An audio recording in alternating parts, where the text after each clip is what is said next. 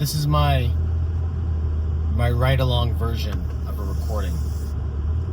I used to edit a lot of cop shows. Yeah, the crime over here is pretty, sometimes you have good days, sometimes you have bad days.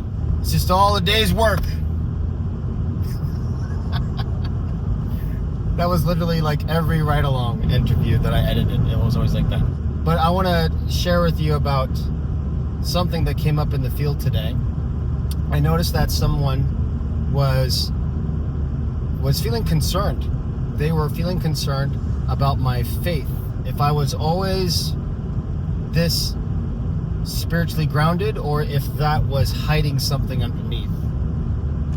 There are times I have posts where I'm raw with emotion. I'm crying. I get angry. Like, I'm sure some of you guys have seen those posts. And then there's some posts where I'm presenting something or teaching something. So of course there's some emotional control that's happening. But I don't want you guys to think that I'm trying to hide anything. So for the sake of disclosure, yes, there is a lot of emotion underneath that I don't show all the time. And it tends to be anger and rage and grief and sadness, mainly because of sexual abuse, sexual molestation, rape, spiritual rape, all along those lines. I've had some significant loves in my life. There would be a disconnect intimately because of rape or molestation or abuse, all sexual in nature, all spiritual in nature. Rape within Catholic school systems, spiritual, sexual grooming underneath the guise of Christianity, or cults.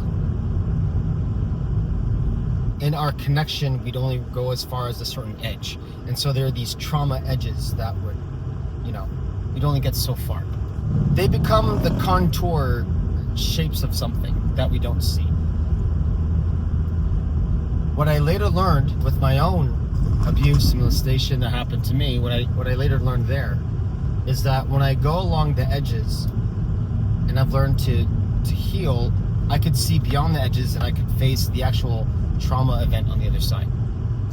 Once I was able to do that,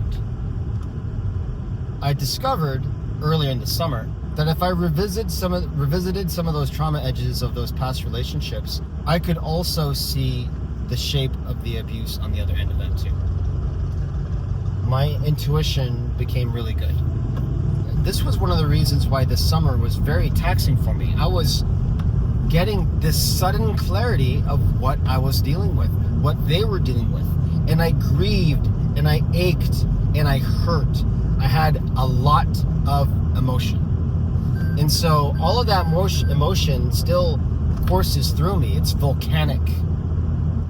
It's not like a volcano that's gonna eventually erupt and explode like Yellowstone as a supervolcano. It's not like that. I speak it. I speak the fire.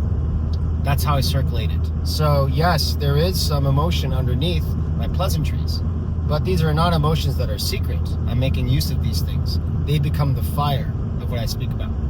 That is also not to say that the pleasant emotions that I do show when I talk online, it's not saying that those emotions are false. Those emotions are true, just as the anger and the rage and the grief and frustration underneath is also true. It's kind of being more controlled with it.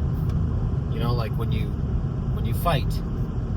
So I have to say, this new intuition that I have, I've always had this intuition, but I guess I spent most of my life second guessing it. I spent most of my life muting that voice versus giving it voice. And now I just don't care.